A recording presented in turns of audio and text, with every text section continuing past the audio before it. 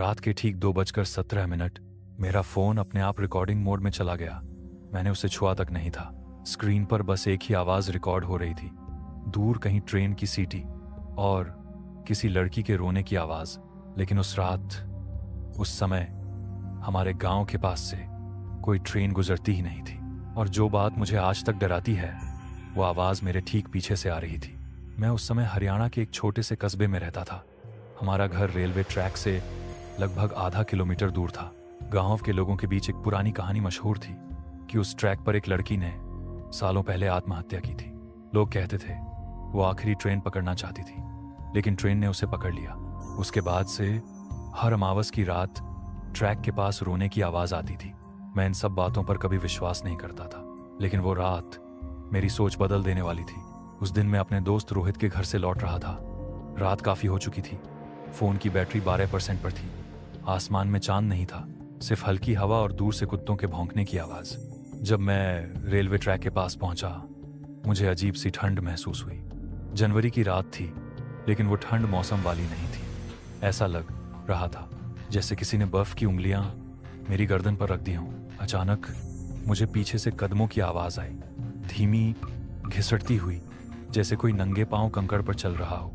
मैंने पीछे मुड़कर देखा, कोई नहीं, सिर्फ खाली ट्रैक और दूर तक फैली अंधेरी पटरी। मैंने खुद को समझाया, डर मत, कुछ नहीं है। लेकिन तभी मेरे फोन की फ्लैशलाइट अपने आप बंद हो गई। स्क्रीन पर सिर्फ एक नोटिफिकेशन चमक रहा था। मैंने रिकॉर्डिंग शुरू नहीं की थी।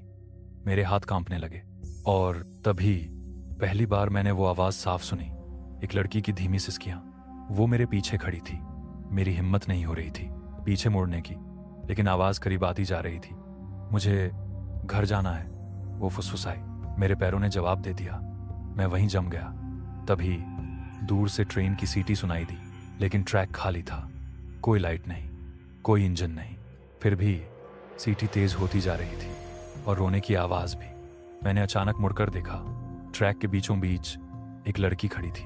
सफेद सलवार, बाल चेहरे पर बिखरे हुए, पैर खून से सने हुए। उसका चेहरा दिखाई नहीं दे रहा था, लेकिन उसकी गर्दन अजीब तरीके से टेढ़ी थी, जैसे किसी ट्रेन ने उसे धक्का मारकर घुमा दिया हो। और तभी वो धीरे धीरे मेरी तरफ मुड़ी। उसकी आंखें पूरी काली थीं, कोई पुतली नहीं, सिर्फ अंधेरा। और उसने कहा, तुमने मुझे क्यों नहीं बचाया? मैंने उसे कभी देखा तक नहीं था। फिर वो ऐसा क्यों कह रही थी? अचानक ट्रैक हिलने लगा, जैसे कोई ट्रेन आ रही हो, लेकिन आसपास कुछ नहीं, सिर्फ हवा का तेज झोंका। और अगले ही पल वो लड़की गायब हो गई। मैं भागा, पूरी ताकत से भागा। घर पहुंचकर दरवाजा बंद किया। सांसें तेज थीं, दिल जैसे बाहर निकल जाएगा। फोन अभी भी रिकॉर्ड कर रहा था। मैंने रिकॉर्डिंग बंद की और डरते डरते प्ले किया। पहले 10 सेकंड सिर्फ हवा, फिर मेरी अपनी आवाज, कौन है वहां? लेकिन मैंने ये शब्द बोले ही नहीं थे। फिर रिकॉर्डिंग में एक और आवाज आई, स्पष्ट, ठंडी, अब तुम्हारी बारी है। उस रात में सो नहीं पाया, लेकिन असली डर अगली सुबह शुरू हुआ, जब गांव में खबर फैली कि रेलवे ट्रैक पर एक लड़के की लाश मिली है, उसी जगह जहां मैं खड़ा था। और सबसे डरावनी बात, सुबह 6 बजे दरवाजे पर जोर जोर से दस्तक हुई। मैं पूरी रात जागता रहा था। जैसे ही दरवाजा खोला, सामने रोहित खड़ा था। उसका चेहरा पीला था। तू ठीक है ना? उसने घबराई आवाज में पूछा। मैंने हाँ में सिर हिलाया, लेकिन उसके अगले शब्दों ने मेरे पैरों तले जमीन खिसका दी। रात रेलवे ट्रैक पर एक लड़के की लाश मिली है। मेरा दिल जैसे रुक गया। हम दोनों तुरंत वहां पहुंचे। गांव के लोग जमा थे, पुलिस की गाड़ी खड़ी थी, पीली पट्टी लगी हुई थी। मैं भीड़ के पीछे खड़ा था, लेकिन जैसे ही मैंने लाश देखी, मेरी सांस अटक गई। वो चेहरा मेरे जैसा था, सिर्फ थोड़ा फीका, आंखें खुली हुई, जैसे किसी डरावनी चीज को आखिरी बार देखकर जमी हो। मेरे हाथ कांपने लगे।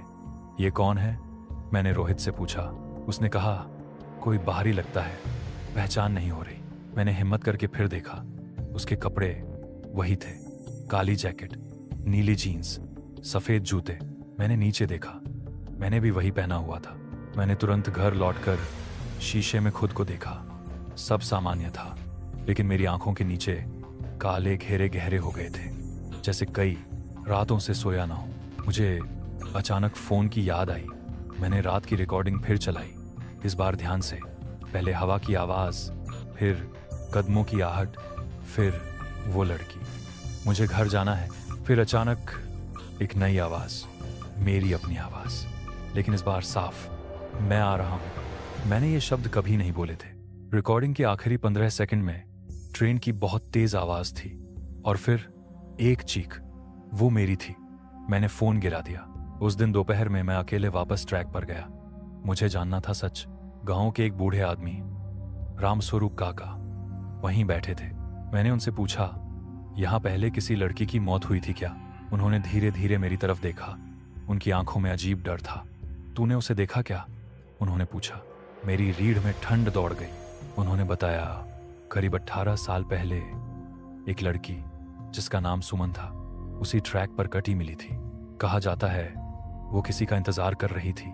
वो लड़का नहीं आया और उसने आखिरी ट्रेन के सामने खुद को फेंक दिया। लेकिन कहानी यहीं खत्म नहीं हुई। जिसने उसे मरने से पहले देखा था या उस रात ट्रैक के पास था, उन सबकी मौत 7 दिनों के अंदर हो गई, एक एक करके, और हर लाश ट्रैक पर ही मिली। तू कल रात वहां था ना? रामस्वरूप काका ने पूछा। मेरे पास जवाब नहीं था। उन्होंने बस इतना कहा, अब वो तुझे छोड़ने वाली नहीं। उस रात ठीक 2:17 पर मेरा फोन फिर खुद ऑन हो गया। इस बार कैमरा खुला। मैं बिस्तर पर बैठा था, लेकिन स्क्रीन पर मैं ट्रैक पर खड़ा था। कैमरे में मैं दिख रहा था, लेकिन मैं कमरे में था। ट्रैक पर खड़ा मेरा दूसरा रूप धीरे धीरे पीछे मुड़ा और उसके पीछे वो लड़की खड़ी थी, सुमन। उसका हाथ मेरे कंधे पर था। स्क्रीन पर मौजूद मैं मुस्कुराया, धीरे से बोला, आज तीसरी रात है। मेरा गला सूख गया। तीसरी मतलब सिर्फ 4 दिन बाकी थे। तभी अचानक कमरे का पंखा रुक गया, लाइट झपकी और कमरे का दरवाजा अपने आप खुल गया। बाहर पूरा अंधेरा और उसी अंधेरे से धीमी आवाज आई, तुमने मुझे क्यों नहीं बचाया? मेरी सांसें रुक रही थी। फोन की स्क्रीन पर ट्रैक वाला। मैं धीरे धीरे आगे बढ़ा और अचानक कैमरा गिर गया। स्क्रीन काली, लेकिन आवाज आई, अब वो तेरी जगह लेगा। अगली सुबह गांव में फिर खबर फैली, रेलवे ट्रैक पर दूसरी लाश मिली थी और इस बार लोग कह रहे थे वो चेहरा पहले वाली लाश से अलग था, लेकिन दोनों में कुछ अजीब समानता थी। मैंने हिम्मत कर फिर देखने गया। इस बार लाश का चेहरा साफ दिखा। वो रामस्वरूप काका थे। उनकी आंखें खुली थीं और उनके होंठों पर जमी थी एक हल्की मुस्कान, जैसे उन्हें पता था अगला नंबर किसका है। अब 4 दिन बचे थे और हर रात मेरा दूसरा रूप ट्रैक पर दिखाई देता था, थोड़ा थोड़ा और साफ, जैसे वो असली हो रहा हो और मैं धीरे धीरे गायब। मैंने तय कर लिया था, अगर मुझे मरना ही है तो डर कर नहीं, मैं खुद उस ट्रैक पर जाऊंगा 7वीं रात से पहले, सच जानने। शाम होते ही आसमान अजीब सा लाल हो गया था, जैसे किसी ने सूरज को खून में डुबो दिया हो। गांव में अजीब सन्नाटा था। लोग अब मुझसे दूरी बनाने लगे थे। शायद उन्हें अंदाजा हो चुका था। मैंने फोन जेब में रखा। बैटरी 78% थी। मन में बस एक ही बात गूंज रही थी, आज सब खत्म होगा। रात 1:55 में ट्रैक पर पहुंच गया।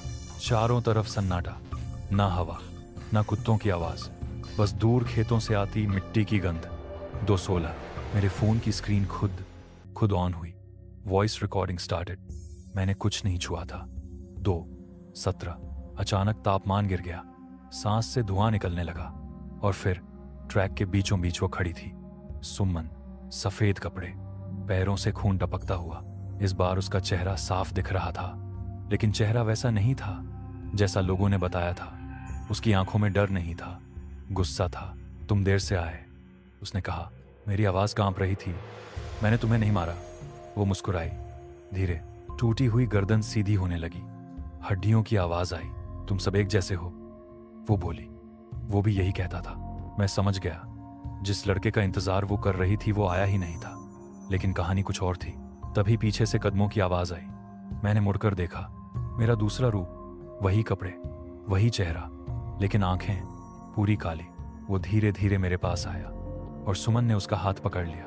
ये आएगा, वो बोली, तुम जाओगे। अचानक मुझे सब समझ आया। वो किसी को मारती नहीं थी, वो बदल देती थी। जो 7 दिन तक उसे देखे, उसका डर, उसकी यादें, उसकी पहचान धीरे धीरे छीन लेती थी और 7वें दिन उसकी जगह एक नया साया खड़ा हो जाता था। मेरा दूसरा रूप मुस्कुराया। मैं पहले दिन ही मर गया था। उसने कहा। जब तूने पहली बार उसे देखा, अचानक जमीन कांपी। इस बार सच में ट्रेन आ रही थी। दूर से हेडलाइट दिखाई दी, हॉर्न की तेज आवाज। सुमन ने मेरे कान के पास फुसफुसाया। बस एक कदम, मेरा दूसरा रूप ट्रैक पर खड़ा हो गया, जैसे वो ट्रेन का इंतजार कर रहा हो। मुझे समझ आ गया, अगर मैं डरकर भागा तो वो मेरी जगह ले लेगा। अगर मैं खड़ा रहा तो शायद ये चक्र टूट जाए। ट्रेन पास आ रही थी, हवा तेज, आंखें बंद, और मैंने ट्रैक से हटने के बजाय सुमन का हाथ पकड़ लिया। वो चौंक गई, उसकी आंखों का अंधेरा हल्का हुआ। मैं तुम्हें बचाने आया हूं, मैंने कहा। एक पल के लिए उसका चेहरा बदल गया। वो 18 साल की डरी हुई लड़की लग रही थी, जिसे किसी ने धोखा दिया था। ट्रेन बस कुछ सेकंड दूर थी। मैंने पूरी ताकत से उसे ट्रैक से खींच लिया। मेरा दूसरा रूप चीखा, और उसी पल ट्रेन उसके आर पार निकल गई। सब शांत, कोई खून नहीं, कोई शरीर नहीं, बस खाली ट्रैक। सुमन जमीन पर बैठी थी, उसकी आंखों में आंसू थे। मुझे कोई लेने नहीं आया था, उसने कहा। मैं इंतजार करते करते मर गई। मैंने कहा, अब तुम्हें इंतजार नहीं करना पड़ेगा। धीरे धीरे उसका शरीर धुंध में बदलने लगा। उसने आखिरी बार मेरी तरफ देखा और गायब हो गई। मेरा फोन जमीन पर पड़ा था। रिकॉर्डिंग अब भी चल रही थी, लेकिन इस बार कोई दूसरी आवाज नहीं थी, सिर्फ मेरी सांसें। सुबह हुई, गांव में कोई लाश नहीं मिली। रामस्वरूप काका की मौत आखिरी थी। उस रात के बाद 2:17 पर मेरा फोन कभी खुद नहीं चला। ट्रैक पर कभी रोने की आवाज नहीं आई, लेकिन कभी कभी जब मैं आईने में देखता हूं तो मुझे लगता है मेरी आंखों के पीछे अब भी थोड़ा सा अंधेरा बाकी है। कुछ आत्माएं बदला नहीं चाहती, बस कोई चाहता है जो उन्हें देर से नहीं, समय पर पकड़ ले।